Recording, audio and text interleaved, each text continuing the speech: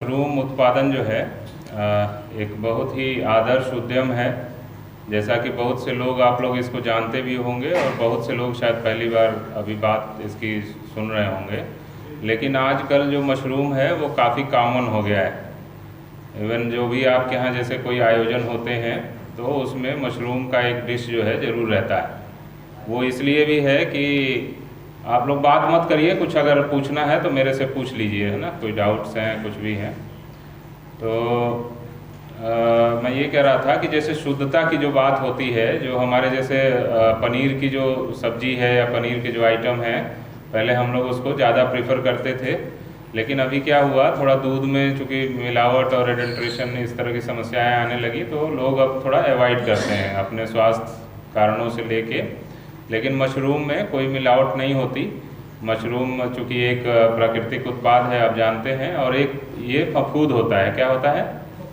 फफूद होता है। ज़्यादातर हम फफूद को एक बीमारी के कारक के तौर पे जानते हैं, क्योंकि फफूदी से हमारे भी शरीर में और हमारे जो पौधे हैं या फसलें जो हैं उनमें तमाम तरह की बीमारियां होती हैं।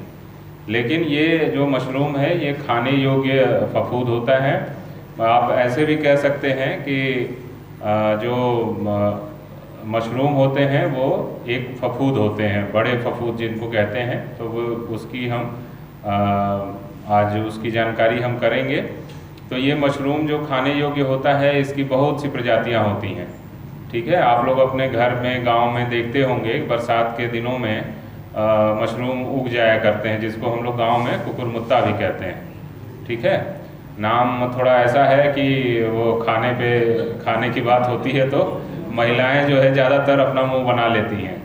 तो कई बार चूँकि हम लोग महिलाओं को भी प्रशिक्षण देते रहते हैं, तो जो पुरानी महिलाएं हैं, खासकर जो नई हैं वो तो पढ़ी लिखी हैं तो वो जानती हैं इसके न्यूट्रिटिव वैल्यू को। लेकिन जो पुरानी हैं तो वो कहती हैं भाग के कुकुरमुत्ता खाई जाओ। तो लेकिन अब चूँकि इस पर एक साइंटिफिक स्टडी हो चुकी है, आप जानते हैं, और इस पर बहुत से लोग काम कर रहे हैं और रोज़ नई नई प्रजातियाँ, रोज़ नई नई वेराइटीज़। अभी जो है सवेरे एक ऑनलाइन प्रशिक्षण चल रहा था, उसमें मैं पार्टिसिपेट कर रहा था। अभी ये लोग हमारे कुछ एग्रीकल्चर के स्टूडेंट्स भी आए हुए थे, तो ये लोग बैठे थे, अभी वही हम लोग चर्चा कर रहे थे। तो इस पे आप समझ लीजिए कि मशरूम पे एक जो कृषि की सबसे बड़ी संस्था है जो शोध और अनुसंधान की, भारतीय कृषि अनुसंधान परिषद जो है, ICAR उसको अंग्रेजी में कहते हैं, Indian council of agriculture research, Delhi में है। तो उसकी एक संस्था है सोलन में, हिमाचल प्रदेश में, और उसका नाम क्या है? खुम्ब अनुसंधान निदेशालय। इसको मशरूम को हम खुम्ब भी कहते हैं, जैसे कुकुरमुत्ता एक नाम है लोकल, वैसे इसको हिंदी में खुम्ब भी कहते हैं। खुम्ब कहते हैं, भूमिफोर कहते हैं, छत्रक कहते हैं, इस तरह के तमाम नामों से इसको जाना जाता है। तो ये आप समझ लीजिए कि इतना अच्छा प्रोडक्ट है और नेचुरल प्रोडक्ट है कि इससे आजकल जो हम कोरोना काल में जी रहे हैं, और ये कहा जाता है कि हमारे शरीर को इम्यूनिटी की ज़रूरत है।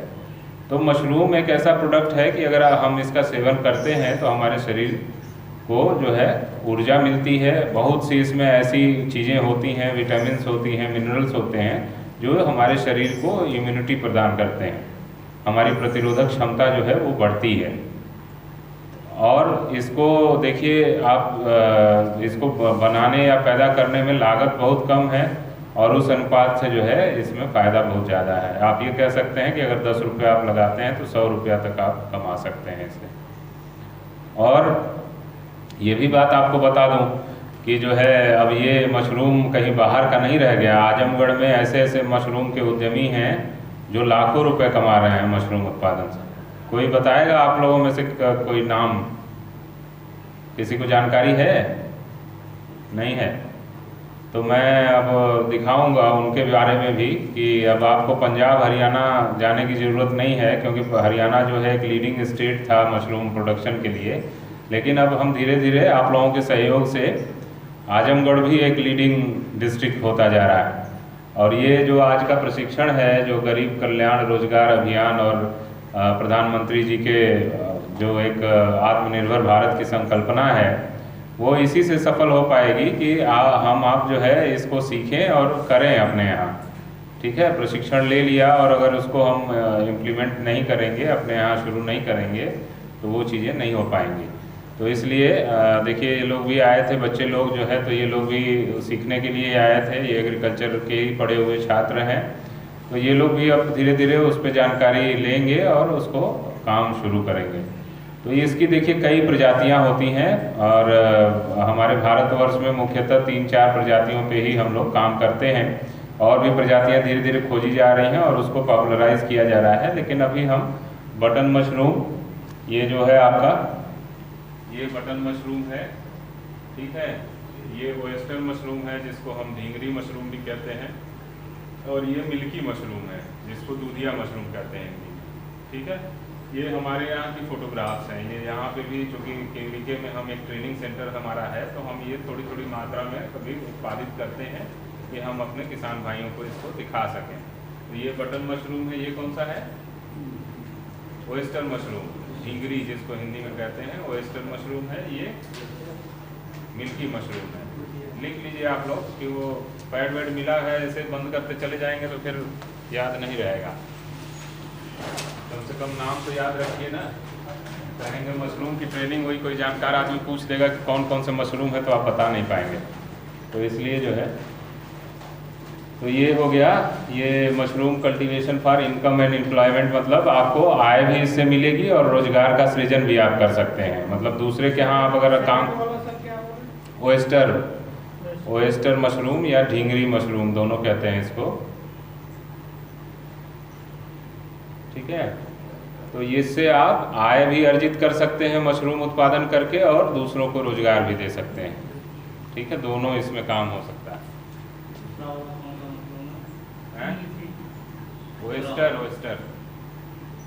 ओएस्टर या ढींगरी मशरूम। अब देखिए, जैसे मैंने बताया आपको कि इसके और भी कई अन्य नाम हैं, जो भूमि फोर है, भूमि कवक है, भूस्तारा है, कवक है, कुंभी या कुंभ कहते हैं, और छत्रक कहते हैं, कुकुरमुत्ता कहते हैं। ये इसके कुछ नाम। ये जो मैं आपको बता रहा था, फफूद होते हैं जिनको मशरूम के नाम से जानते हैं, और हम ये भी कह सकते हैं कि जो सभी मशरूम होते हैं वो फफूद होते हैं। जितनी भी मशरूम की प्रजातियां हैं हमारे देश या विश्व में, वो सभी जो है क्या होती हैं, फफूद होती हैं। बट लेकिन सभी फफूद जो है मशरूम नहीं हो सकते। मैंने बताया ना आपको कि बहुत से फफूद ऐसे भी हैं जो बीमारी काज करते हैं, ठीक है, हमारे पौधों में, हमारे शरीर में खुद भी। तो सभी फफूद जो है, आप लोग कुछ बोल रहे हैं पीछे, सुनाई नहीं दे रहा है क्या? तो आगे आ जाइए।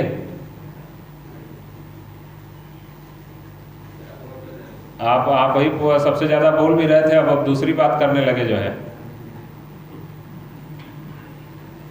सुन लीजिए इसको, फिर समय निकल जाएगा तो फिर नहीं फिर पकड़ पाएंगे। तो ये जो है, और सबसे ज़्यादा फफूद इस पे जो है मशरूम पे काम कौन सा देश करता है? चाइना, ठीक है। यहाँ सबसे ज़्यादा मशरूम पे काम होता है। अब ये क्यों हम करते हैं मशरूम की खेती? देखिए इसके कुछ लाभ हैं। इसमें मैंने बताया आपको कि इसमें जो है बहुत से ऐसे विटामिन्स या मिनरल्स मिलते हैं जिससे हमारे जो भोजन की पोषक महत्व है वो काफ़ी बढ़ जाती है। इसमें काफ़ी न्यूट्रिशन होता है।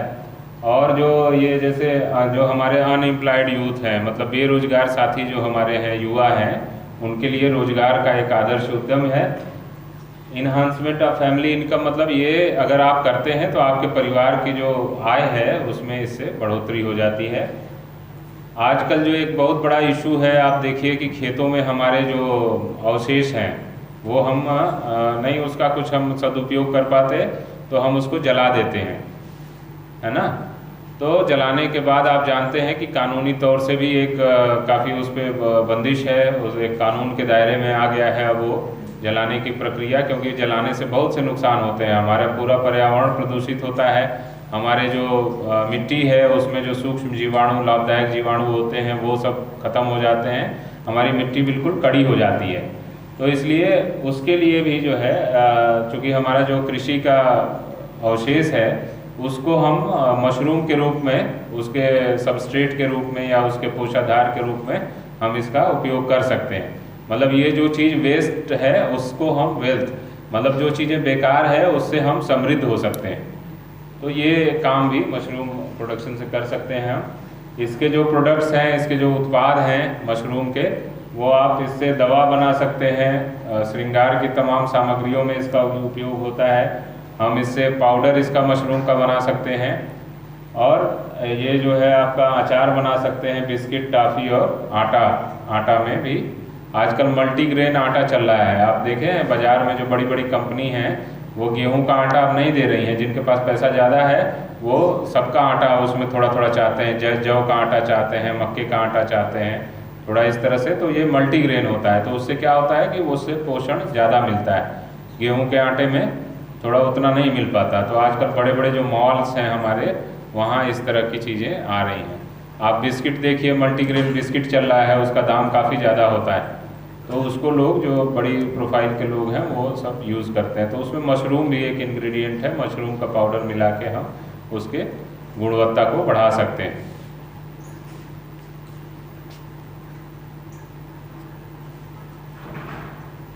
अब जो इसके बात करें आपको, तो इसमें जो है 1 स्क्वायर मीटर एरिया से करीब हम 80 किलो तक मशरूम उत्पादित कर सकते हैं या पैदा कर सकते हैं। जबकि जो खाद्यान्न की फसलें हैं उसमें हम 10 किलो तक ही करीब पैदा कर पाते हैं या उससे भी कम। जो रेट है इसका आप 40 से 100 इसमें दिया हुआ है, लेकिन 100 मान के चलिए आप। बटन मशरूम का जो रेट है या कोई भी मशरूम का रेट जो है वो 100 रुपये के आसपास ऑन एन एवरेज होता है। कभी 125-130 भी बिक जाता है, कभी 90 भी बिक जाता है।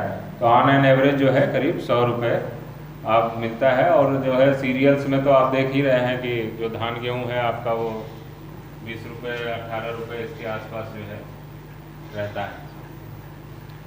तो ये जो प्रकार है मशरूम का वो मैं आपको बताया पहले ही।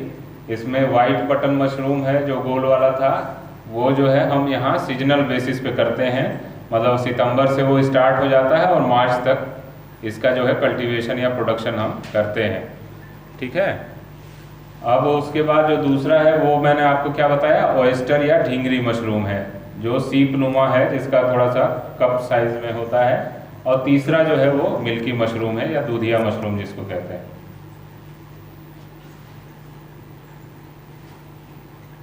अब ये देखिए, ये बटन मशरूम की खेती है। और ये ऐसा मत आप लोग करिएगा कि मैं मशरूम बता दिया, पूरा कहानी ख़त्म हो गई और कोई पूछता है कि भाई उसके लिए कितने खेत की ज़रूरत है। तो खेत में इसकी बुआई नहीं होती। ठीक है।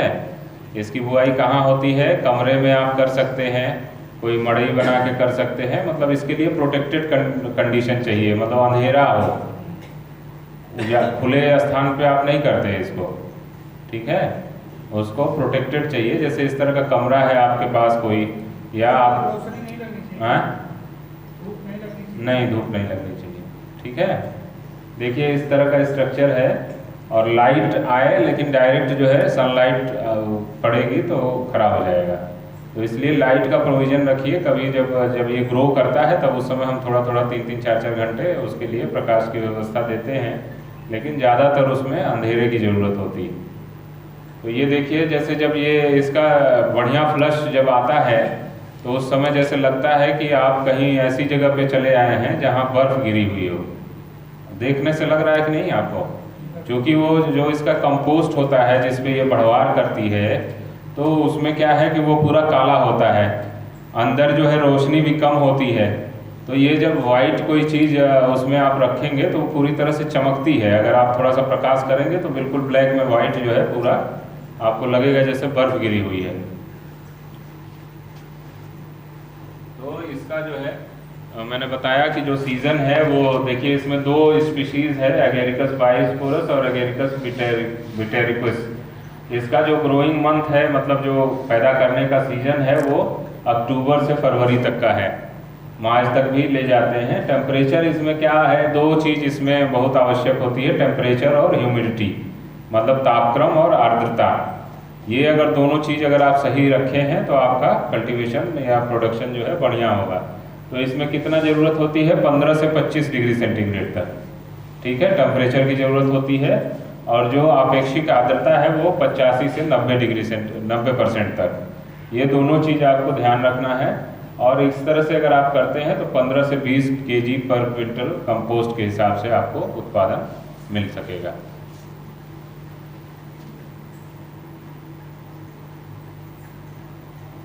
ये जो दूसरी प्रजाति मैंने बताया ओयस्टर मशरूम की, ये वो है, आप देखिए इसका जो है सीप नुमा इसका मुंह है खुला हुआ, और यही इसके मार्केटिंग की प्रॉब्लम है। जैसे वो पहला दिखाया आपको बटन मशरूम, इसकी मार्केटिंग की कहीं कोई प्रॉब्लम नहीं है और वही सबसे ज़्यादा लोग ग्रो भी करते हैं, ठीक है। ये जो है बहुत आसान है, इसको पैदा करना बहुत आसान है, बिना ट्रेनिंग के भी आप इसको पैदा कर सकते हैं, लेकिन इसके साथ मार्केटिंग की भी प्रॉब्लम है। ये फ्रेश जो है, चूँकि क्या है कि इसका मुंह खुला होता है तो लोगों को आभास होता है कि ये कुकुरमुत्ता वाली ही प्रजाति है जो है, तो इसलिए इसको लोगों की लाइकिंग बहुत कम है। कई लोगों ने इसको प्रयास भी किया, लेकिन इसके साथ अच्छाई ये है कि इसको तैयार करना, इसको पैदा करना बहुत आसान है। दूसरा इसमें क्या अच्छाई है, इसको आप सुखा के भी रख सकते हैं। जैसे गोभी वगैरह सब्जियां हैं, हम जब ज़्यादा हो जाता है तो हम सुखा के रख लेते हैं, और फिर जब ऑफ सीज़न में कभी हमको मन करता है गोभी खाने का तो गर्म पानी में थोड़ा देर छोड़ देते हैं और वो फूल जाता है, फिर से हम उसका सब्जी बना के और उसका गोभी का स्वाद ले सकते हैं। तो इसी तरह से इसका भी होता है, आप इसको सुखा के और रख सकते हैं और बाद में आप इसका स्वाद भी ले सकते हैं और इसको बेच भी सकते हैं। मतलब सूखे में ही इसका रेट लगता है और 800-900 रुपये किलो, 1000 रुपये किलो, इस तरह से ये बिक जाता है। अभी आपको यही अभी बताना चाहता हूँ कि एक अपना गांव है उधर मुबारकपुर के पास सोहौली, वहाँ के एक बाबू साहब हैं, हमारे यहाँ 2 साल पहले वो ट्रेनिंग वगैरह लिए थे और फिर वो गायब हो गए। अब जितेंद्र नाथ सिंह जानते हैं, तो वो गायब हो गए। गायब मतलब कि ऐसे नहीं गायब हो गए, मतलब यहाँ से कांटेक्ट से गायब हो गए हमारे। फिर वो आए तो कुछ लेके आए, मतलब आए तो एक प्रोडक्ट के रूप में डिबिया ले आए और उसमें यही ओयस्टर मशरूम उन्होंने पैदा किया। और उनका ये भी अनुभव था कि लॉकडाउन के पीरियड में, जैसे जब मुर्गा, अंडा, मछली ये सारे बंद हो गया था, तो लोगों ने उनसे रिक्वेस्ट करके और उनसे मंगा के एडवांस देके उनसे वो मशरूम लिया, ठीक है। मशरूम की सब्ज़ी चूँकि अच्छी तरह से आप बना देंगे अगर, तो सारे जो नॉन वेजिटेरियन जो टेस्ट हैं आपके वो ख़त्म हो जाते हैं, इतना अच्छी सब्ज़ी इसकी बनती है। इसमें मटर, टमाटर, ये सारी चीज़ें अगर मिक्स कर दीजिए और अच्छे से बना दीजिए तो ये बहुत अच्छा होता है।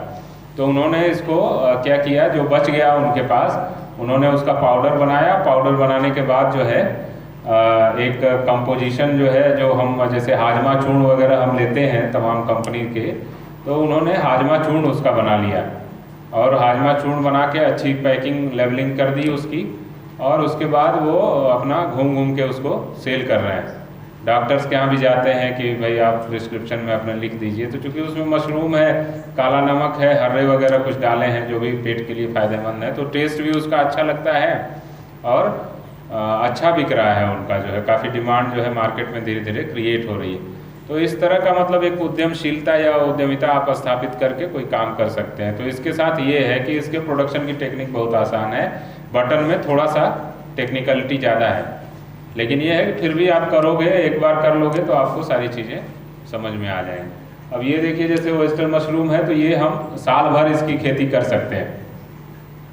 इसकी कई वेराइटीज़ आप देख रहे हैं, प्लोरोटस सजूर काजू है, प्लोरोटिस फ्लोरिडा है, प्लोरोटस फ्लेवलेटस है, प्लोरोटस ओस्ट्रिएटस है, प्लोरोटस प्लेटिपस है, प्लोरोटस इरेंजाई है। इस तरह की कई वेराइटीज़ होती हैं और अलग अलग कलर में भी होती हैं। कोई गुलाबी होगा, कोई क्रीम कलर का होगा, कोई वाइट होगा, कोई ब्लैकिश लिए होगा, मतलब अलग अलग वैरायटी अलग अलग कलर में होती है। और मई जून जो एक्सट्रीम जो हमारा हॉट सीज़न है उसको छोड़ के साल भर इसकी खेती आप कर सकते हैं, ठीक है।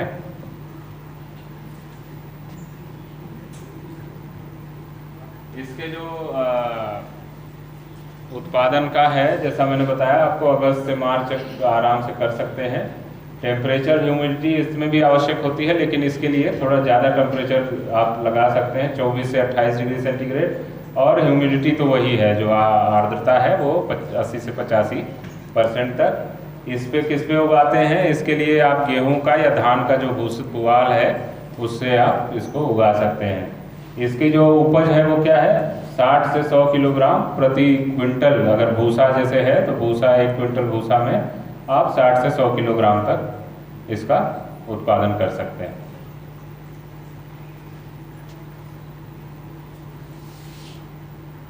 जमीन पे ही मतलब छिड़क करके, वो मैं बता रहा हूँ। ओएस्टर के तरह ही होती है। इसमें एक चीज़ हम अलग से करते हैं, केसिंग, तो वो हम आपको बता देंगे अभी। तो ये देखिए हमारे यहाँ ये ग्रो हुआ था और इतना बढ़िया इसकी फ्लश आई हुई थी। तो इसका क्या है, दोनों तरीके हैं। देखिए एक तो ये आसान है ओएस्टर की तरह ही, जैसे बटन में क्या है, बटन में हमको खाद बनानी पड़ती है और खाद कई चीज़ों का मिश्रण होती है, ठीक है। और उस खाद को बनाने में जैसे मुर्गी की खाद, भूसा, जिप्सम, शीरा, ये बहुत से कंस्टिट्यूएंट उसमें होते हैं, यूरिया, डीएपी, ये सारा उसमें डाल के और 1 महीने तक उसमें पलटाई करते हैं उसकी, बटन मशरूम में। और उसमें जब पूरा तरह से वो सड़न हो जाती है भूसे वगैरह में, जब खाद बन जाती है, तब उसके बाद जो है उसको ठंडा करके और फिर उसके बाद उसको बेड्स पे डालते हैं, जो आपके जैसे प्लेटफॉर्म है जैसे आपने देखा उसमें, तो उस पर बिछा के फिर उसमें बीज मिला के जो है फिर उसके बाद वो करते हैं। इसमें क्या है, जैसे देखने में थोड़ा थोड़ा आपको बटन जैसा ये लग रहा होगा, क्योंकि इसकी साइज़ थोड़ी बड़ी हो गई है, लेकिन अगर छोटी अवस्था में अगर आप तोड़ लेंगे तो ये जो है बटन की तरह दिखेगा। तो ये बटन की मार्केट पकड़ लेता है, बटन तो है नहीं पर बटन की मार्केट जो है पकड़ लेता है। और दूसरा इसका जो तैयार करने की विधि है या जो पैदा करने की विधि है वो लगभग ओएस्टर के समान ही होता है। इसमें एक केसिंग जो है वो हम खाद की 2 इंच 2.5 इंच की जो परत है वो हम ऊपर से इसमें पैकेट्स में डालते हैं।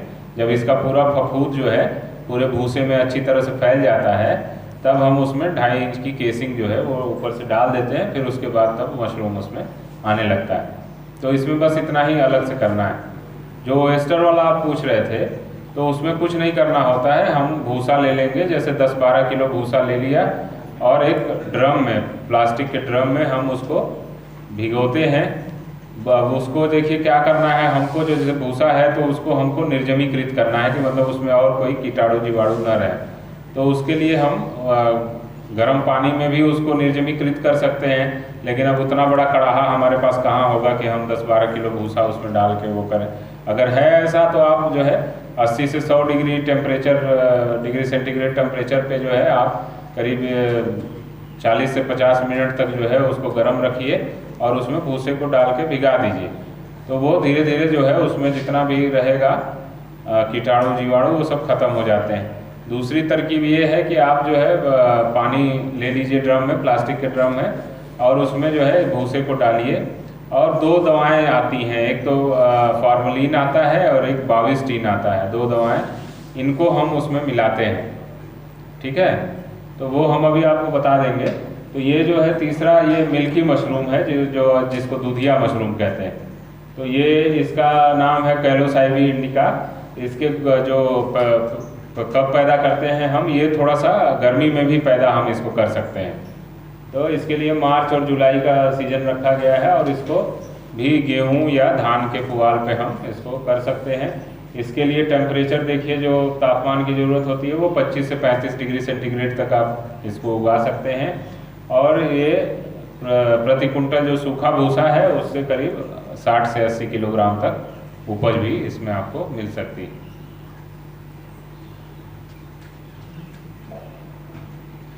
ये तो देखिए, ये जो स्पॉन जो बनता है या बीज जो होता है मशरूम का, वो है। इससे बहुत हमें ज़रूरत नहीं है, लेकिन आप देख लीजिए, ये जो गेहूं के दानों पर बॉयल करके जो है, और इसको इसमें चाक और जिप्सम पाउडर मिलाते हैं 2% का, फिर इसको जो है पॉलीथीन के बैग में भर लेते हैं और उसके बाद इसको ऑटोक्लेव मशीन होती है, उसमें 15 पाउंड पर 1 घंटे के लिए हम ऑटोक्लेव करते हैं। फिर इसको मशरूम जो है उसमें डालते हैं, जो मशरूम का फंगस होता है इसी गेहूं के दानों पे डाला जाता है, तब आपका पूरा बीज तैयार हो जाता है। आप बीज जब इसका लेंगे मशरूम का तो इसी तरह आपको पैकेट में मिलेगा। ठीक है। अभी कल एक हमारे पत्रकार बंधु हैं रणविजय सिंह जी, पहले दैनिक जागरण में थे, तो हम उनको कोई बता दिया कि अरे उसका भी बीज होता है, तो हमको फ़ोन किए कि भैया हम तो बीज नहीं जानते थे, फफूद जानते थे। तो हम कहे हाँ फफूद है, पर वो किसी बीज पे ही तो सर्वाइव करेगा, क्योंकि फफूद एक जीवित चीज़ है, तो उसको जब तक कोई आधार नहीं देंगे आप तो वो जिएगा कैसे। फफूद को हम ऐसे लेके तो नहीं टाल सकते।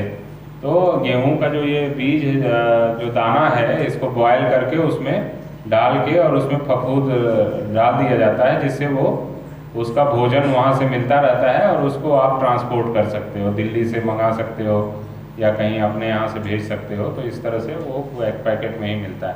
तो ये पूरा बीज ही हम इसको कहते हैं। भाई होता तो वो फफूद ही है, लेकिन ये फफूद आप बीज में डाल देते हो तो वो उसमें पड़ा रहता है, अपना खाना पाना लेता रहता है, और जब आप भूसे पे या कहीं कंपोस्ट में जब मिलाते हो तो फिर वो धीरे धीरे उसमें फ्रूटिंग होने लगती है।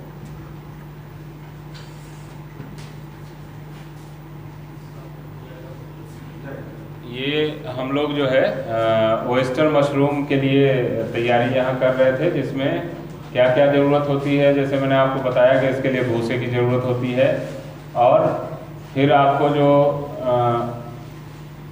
ये है जो भूसा है इसको हमको क्या करना है, इसको पानी में हमें भिगोना है। कितने देर के लिए? 18 से 20 घंटे के लिए ड्रम में डाल के हम भिगो देते हैं। फिर उसके बाद उसमें जो फार्मलिन है और कार्बेंडाजिम, ये 2 दवाएं जो है उसमें हम डालते हैं। ठीक है। तो 8 से 10 ग्राम करीब आप बाविस्टिन डालना है उसमें या कार्बेंडाजिम डालना है, और 110 ml जो है 110 मिलीलीटर जो है वो आपको फार्मलिन उसमें डालना है। डाल के आप भूसा उसमें डाल के और ऊपर से पॉलीथीन की शीट से हम उसको बांध के बंद कर देते हैं। ठीक है। तो उसके बाद 18 से 20 घंटे बाद जो है क्या करना है, आपको भूसा निकाल के और एक कहीं ढालूदार जो आपकी सरफेस है या कोई फर्श है या पॉलीथीन बिछा के ढालूदार होगा, तो क्या होगा कि जो एक्सेस पानी रहेगा, जो ज़्यादा पानी रहेगा वो निकल जाएगा। फिर इसको चेक करने का क्या तरीका है, आप जो है उसको भूसे को हाथ से दबाइए। अगर आप देखिए कि आपके पोरियों से पानी नहीं गिर रहा है तो आप सोचिए कि ये भूसा अब बीज मिलाने लायक हो गया है। नहीं तो अगर आपको लगता है कि नहीं उसमें से पानी निकल रहा है तो थोड़ी देर और उसको छोड़ दीजिए, वैसे ही थोड़ा सा उसको ऐसे हिला दीजिए और अच्छे से मिला दीजिए, तो वो जो एक्सेस पानी रहेगा, जो ज़्यादा पानी रहेगा वो निकल जाएगा। ठीक है।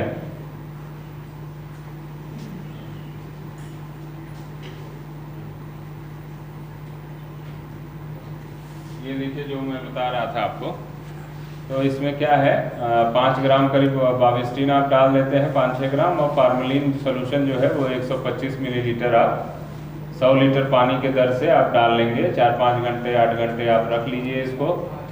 फिर उसके बाद क्या है, फिर इस जो निकला उसमें से भूसा वो आप जो है इसको फैला दीजिए, फिर जिससे कि उसके फार्मलिन की गंध होती है, इसीलिए ऊपर से उसको बंद करते हैं भूसे में डाल के कि वो गंध जो है उसी में रहे और सारा भूसा जो है वो आपका निर्जमीकृत हो जाए।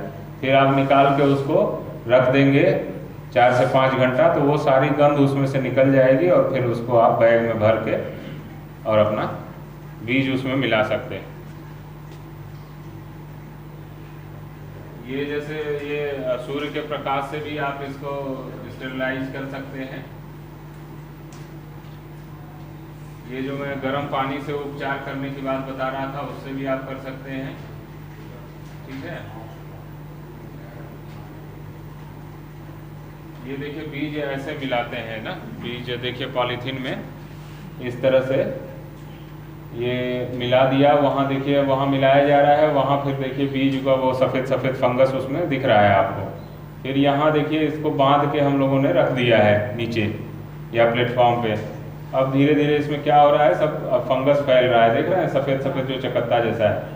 अब इसमें क्या है कि जो है इसको हम स्पॉनिंग कहते हैं। इसमें सीड रेट क्या है, 1 केजी जो स्पॉन होता है या बीज होता है 1 किलोग्राम, वो करीब 8 से 10 किलोग्राम सूखे भूसे की दर से हम मिलाते हैं। ठीक है, जो आपने भिगोया था 8 से 10 किलोग्राम भूसा, उसमें करीब 1 किलो आपका बीज लगेगा। ठीक है, अब इसको पॉलीथीन बैग जो है 50 से 45 सेंटीमीटर का जो पॉलीथीन बैग ले लेते हैं, मिल जाता है, और उसमें ये भर ले। तो इसमें जब भरने के बाद ऊपर से हम रबर लगा देते हैं। आप देखिए इसमें रबर बैंड लगा दिया, और इसमें 8 से 10 जो है छेद कर देते हैं। छेद क्यों करते हैं? छेद इसलिए करते हैं कि जो अधिक पानी है वो पानी इसमें से निकल जाए। ठीक है,